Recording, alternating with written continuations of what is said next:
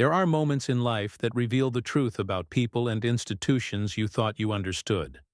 For me, that moment came at 5:13 a.m. on a Tuesday in April, when my very pregnant wife shook me awake with 4 words that changed everything. "James, the cars are gone. Let me back up. My name is James Callahan. 13 years with the FBI, currently assigned to the White-Collar Crime Division. My wife, Sarah, was 9 months pregnant with our first child, due any day. We'd moved to Oak Ridge Heights 6 months earlier, a planned community with manicured lawns, community picnics, and an HOA run with the ruthless efficiency of a Cold War intelligence agency. I should have seen the warning signs. The citation for trash cans left at the curb 7 minutes too long. The formal reprimand when our grass exceeded the mandated 3.5-inch height during a week I was working a case in Chicago. The anonymous notes about Sarah's vegetable garden encroaching 2 inches onto common area soil. But I'd dealt with controlling personalities throughout my career and had developed a talent for strategic indifference. I documented each violation, noticed meticulously, occupational habit, paid the occasional fine, and focused on preparing for our daughter's arrival. Until that Tuesday morning, when I looked out our bedroom window and confirmed Sarah's panicked statement. Both our cars, my black Ford Explorer and Sarah's silver Subaru Outback, had vanished from our driveway. "Did you park them somewhere else?" Sarah asked, her hand resting on her enormous belly. "No," I replied, already pulling on jeans and scanning the street. Other driveways on our block were similarly empty, vehicles missing like some bizarre alien abduction scenario. I called the police while pulling up the security camera feed on my phone. The footage revealed the truth at 2:17 a.m. 3 tow trucks systematically working their way down our street, hauling away vehicles with military precision. No sirens, no warnings. Oak Ridge Heights. HOA authorized the removal of vehicles parked.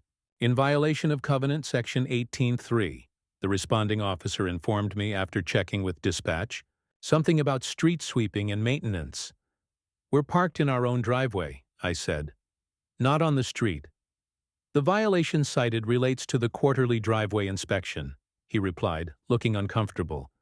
"Apparently notices were distributed last week about moving vehicles for concrete assessment." Sarah and I exchanged glances. We'd received no such notice. "Our cars are legally parked on our private property," I insisted. The officer shrugged apologetically. "HOA has special provisions in your covenant. You'll need to contact them directly." Vehicles were taken to Precision Towing on Industrial Boulevard, as, if on cue, Sarah winced and gripped the door frame. "James," she said quietly, "we might have a problem." "The contraction?" I asked, instantly alert. She nodded. "Third one in the last hour. I didn't want to worry you, but I think it's time." The officer's eyes widened. "I can call an ambulance." "No time," Sarah said, her medical training kicking in. She was a nurse practitioner and knew exactly what was happening. "My water just broke. This baby is coming fast." I looked from my very pregnant wife to our empty driveway, feeling a surge of cold rage unlike anything I'd experienced in years of law enforcement. "Get us to Precision Towing," I told the officer. "Now." "Sir, if your wife is in labor, then we need our car to get to the hospital," I snapped. "Unless you're volunteering to deliver this baby yourself." The scene at Precision Towing was like something from a dystopian novel. Dozens of Oak Ridge Heights residents crowding a small office, waving violation notices they'd discovered on their doors that morning, being told they needed to pay $437 each for the towing fee and additional HOA fines before their vehicles would be released. "The notice was delivered electronically," insisted the towing company manager, a bored-looking man with a name tag reading Chuck. "Not our problem if you don't check your emails." "We never received any email," shouted a man in pajama pants and a hastily thrown-on jacket. "This is highway robbery." "Take it up with your HOA," Chuck replied, unmoved. We just execute the contract.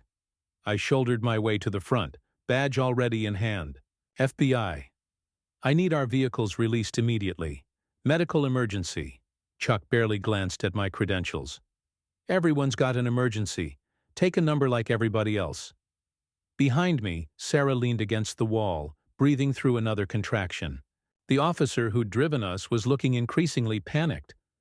My wife is in active labor, I said, keeping my voice deliberately level.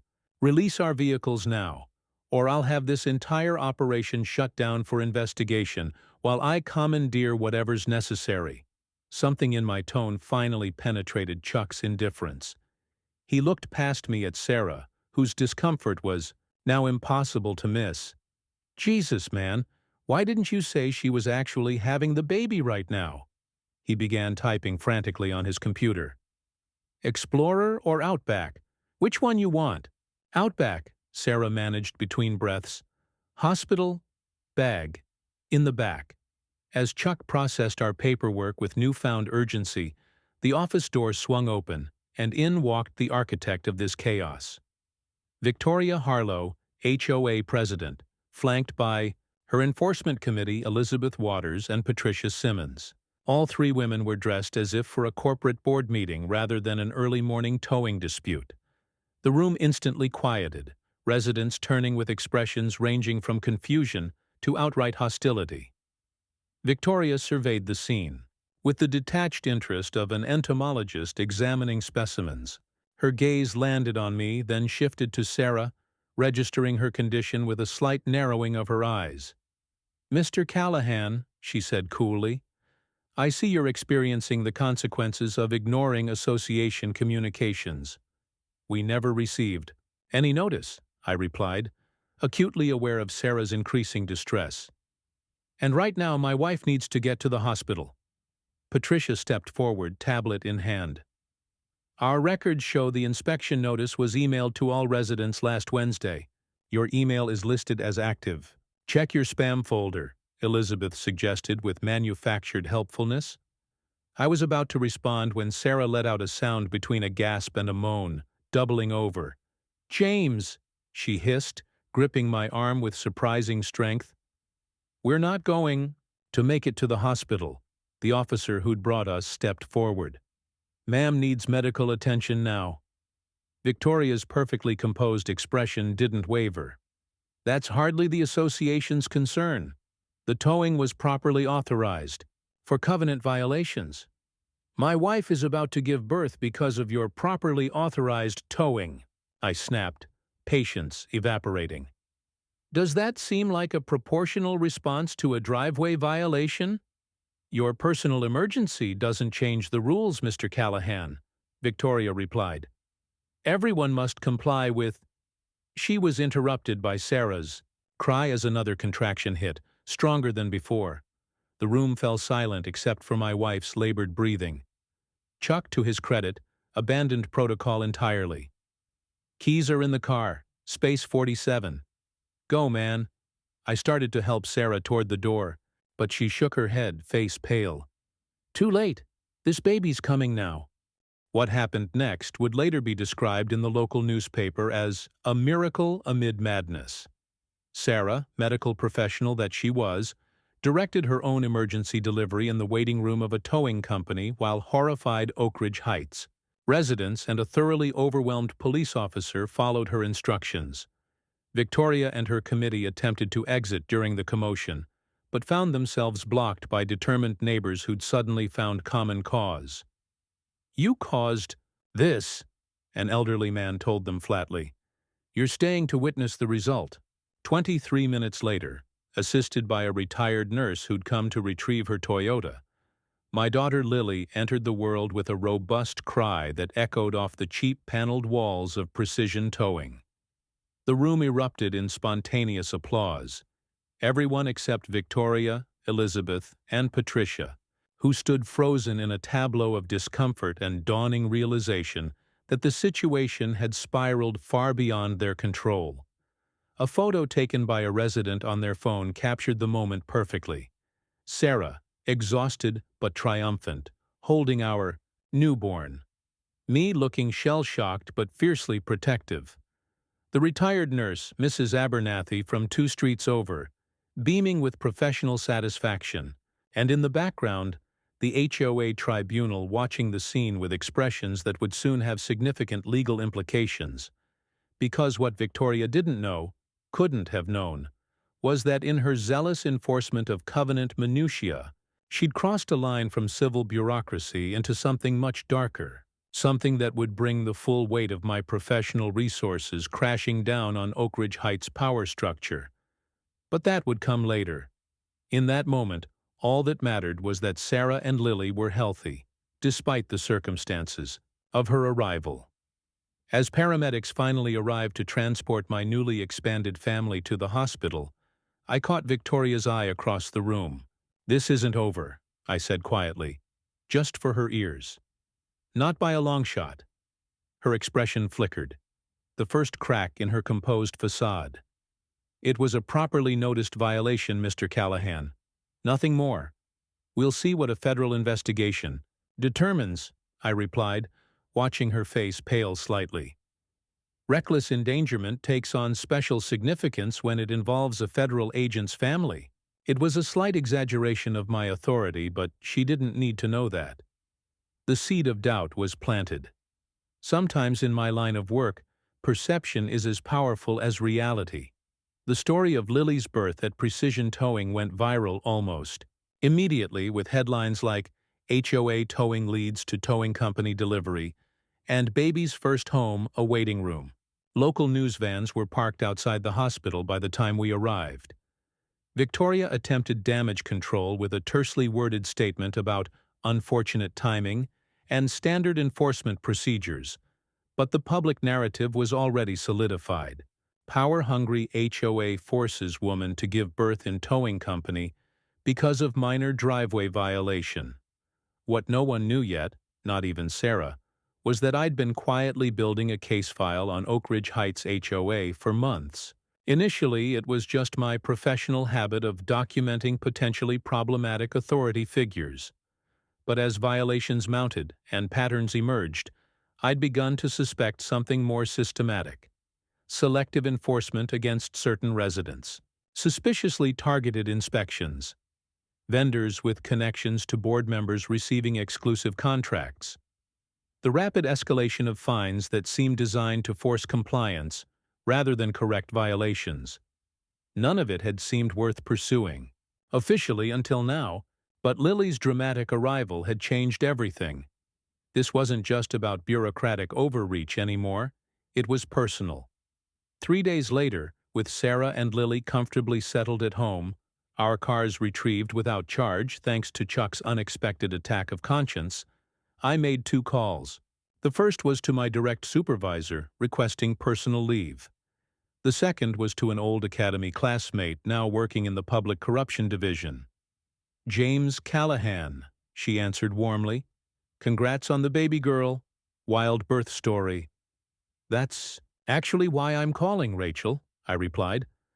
"I think I've stumbled onto something at Oak Ridge Heights that might interest your division." "The HOA nightmare? That's not federal jurisdiction unless it involves wire fraud, racketeering, or civil rights violations," I finished. "I've been compiling documentation that suggests all 3 might be in play." Rachel's tone shifted from friendly to focused. "I'm listening." I outlined my suspicions. The HOA using selective enforcement to target certain homeowners, particularly those who had opposed board initiatives or questioned financial decisions. Electronic communications that mysteriously failed to reach specific residents before major violations were assessed. Maintenance contracts awarded to companies with connections to board members at inflated rates. The towing incident fits the pattern, I explained. Multiple residents claim they never received the inspection notice, yet were tagged for violations simultaneously. The towing company has an exclusive contract with the HOA and charges fees significantly above market rate, with the HOA receiving a percentage. Kickbacks, Rachel summarized. But proving intentional targeting rather than bureaucratic incompetence is difficult. "I've been tracking the pattern for months," I said, And after what happened with Sarah, other residents are coming forward with similar experiences. People who questioned board decisions suddenly finding themselves subject to aggressive enforcement actions. Rachel was quiet for a moment. This could be worth a preliminary look. Send me what you have.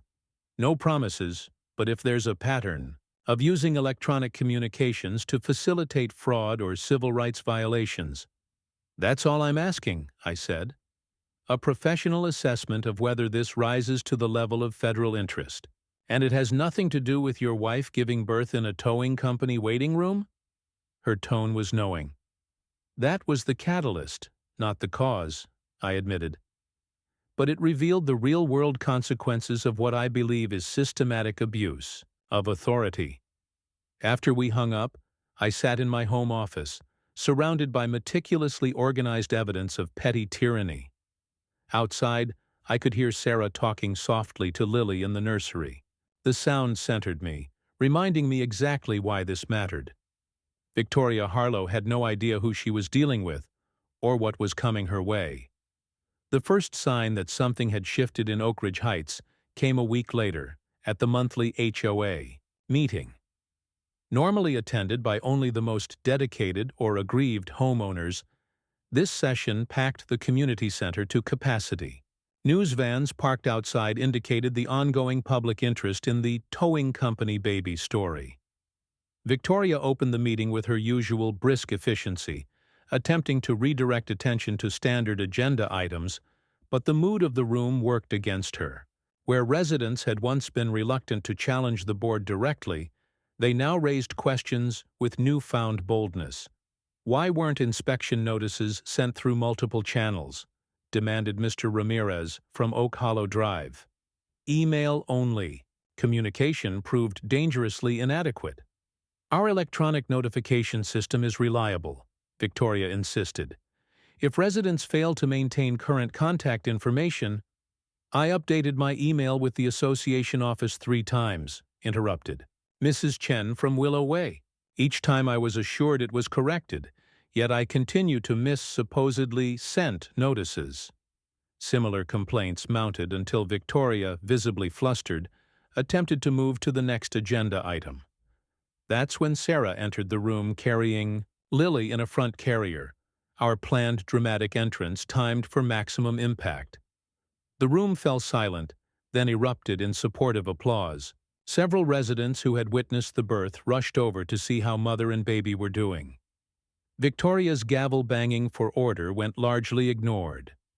I watched her from across the room, noting the tight set of her shoulders, the barely concealed fury as her carefully controlled meeting disintegrated into a celebration of the very incident she'd been trying to minimize.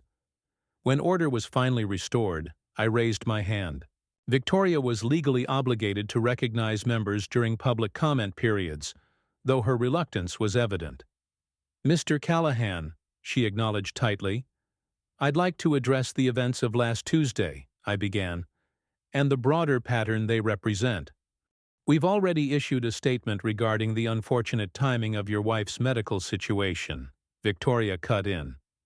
The association followed proper procedures for the driveway inspection enforcement.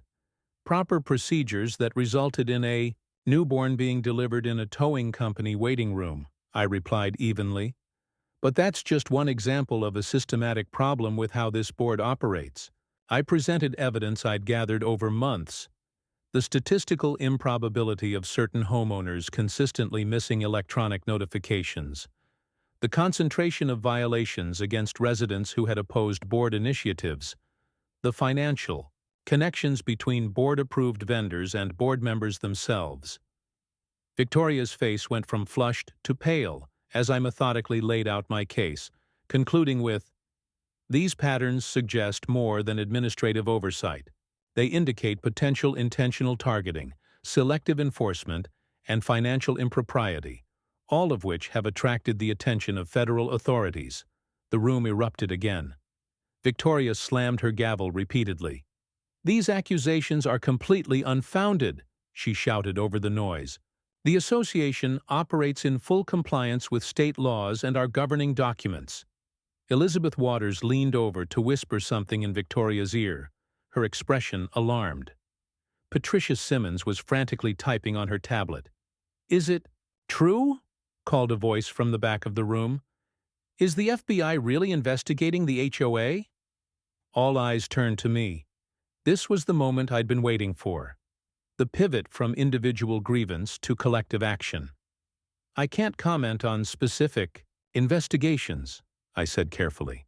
"But I can confirm that federal authorities have expressed interest in the documentation I've provided regarding potential patterns of discriminatory enforcement and financial irregularities." The strategic ambiguity achieved exactly what I'd intended. Victoria recognized the threat immediately. "This meeting is adjourned," she announced, gathering her papers hastily. "The board will issue a formal response to these baseless allegations after consulting with our attorney." As the crowd dispersed, buzzing with speculation, Sarah approached me with Lily sleeping peacefully against her chest. "That went even better than we planned," she murmured. "Did you see Victoria's face when you mentioned federal authorities?" I nodded, watching the board members huddled in urgent conversation across the room. "The best investigations are the ones where subjects do half the work for you by panicking." "Is Rachel really looking into this?" Sarah asked. "She's reviewing the documentation," I replied honestly. "Whether it becomes an official investigation depends on what we find next." What we found next exceeded even my expectations. The day after the contentious HOA meeting, residents began forwarding me emails they'd received from the association. Frantic requests to verify contact information, sudden refunds of disputed fines, notifications of system maintenance that would temporarily take the violation reporting portal offline. Classic signs of an organization scrambling to cover its tracks. More significantly, a whistleblower emerged. Melissa Garcia, a former administrative assistant who had worked for the HOA management company until being terminated. 6 months earlier, she contacted me through a mutual acquaintance, claiming to have documentation of systematic targeting of specific homeowners. We met at a coffee shop 20 miles from Oak Ridge Heights. Melissa was visibly nervous, glancing frequently toward the door. "I wasn't supposed to know about it," she began without preamble.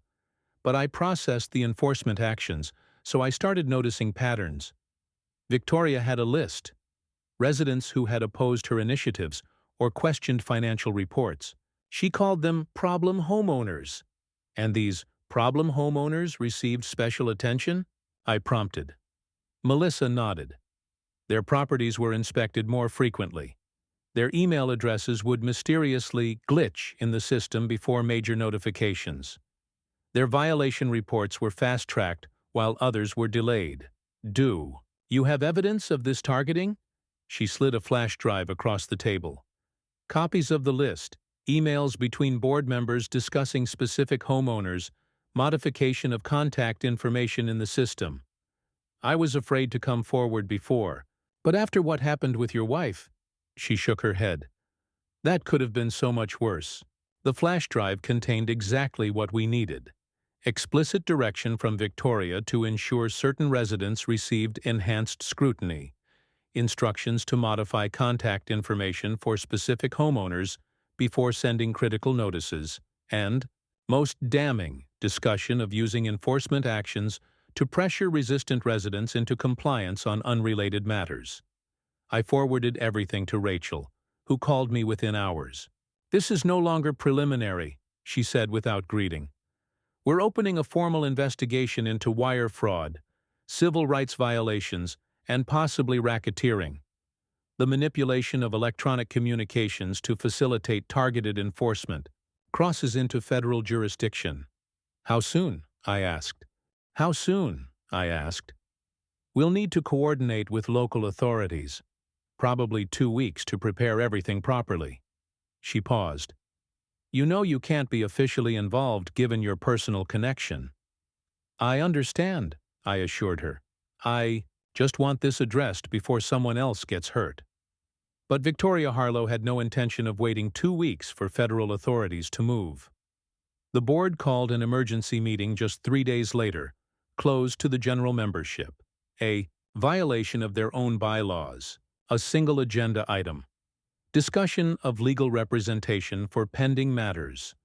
Thanks to sympathetic residents who served on committees, I learned what happened behind those closed doors.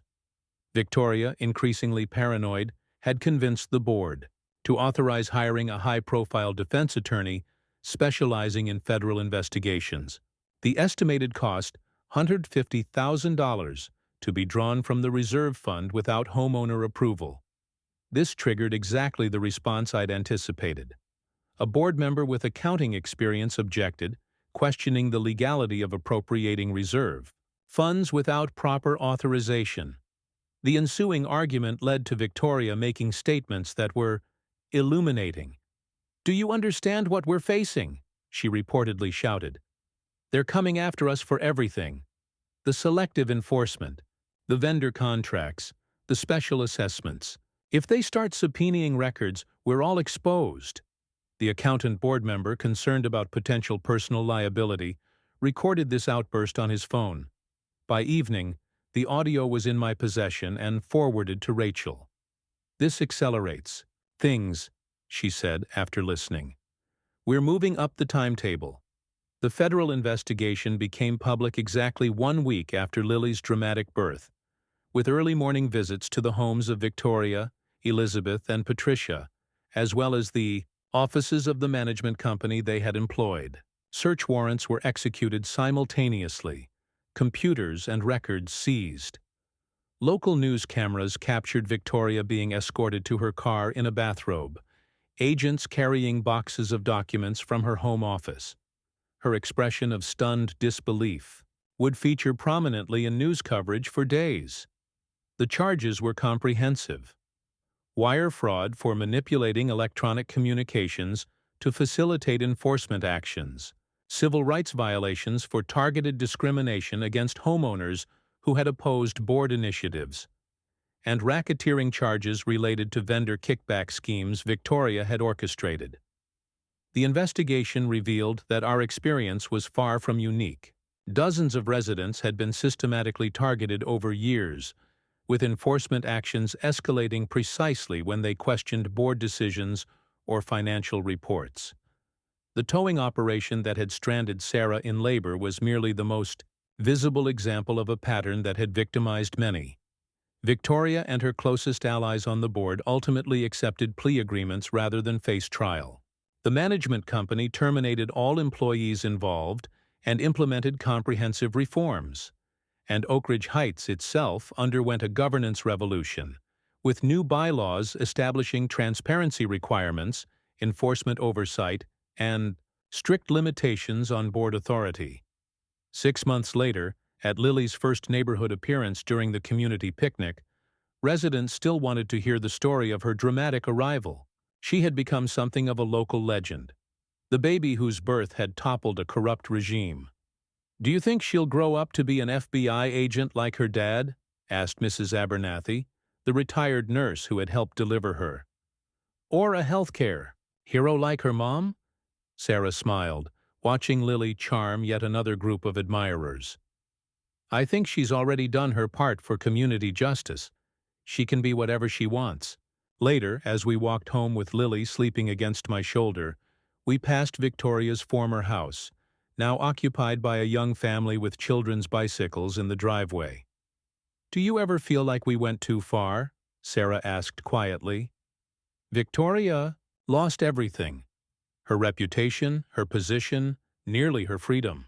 I considered this carefully. She created a system where people were deliberately harmed for her benefit. Our daughter was born in a towing company waiting room because Victoria wanted to make an example of homeowners who didn't fall in line. And now she's the example, Sarah observed. "Justice has a certain symmetry sometimes," I agreed. "But more importantly, an entire community is now protected from abuse of power."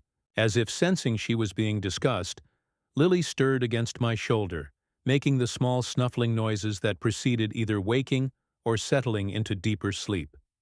I rubbed her back gently, encouraging the latter. "One thing's for sure," Sarah said, watching our daughter drift back to sleep. She's going to have the most unique "Where were you born?" story in her kindergarten class. I laughed softly. Delivered on a doorstep by the community she helped save. Some endings write themselves perfectly.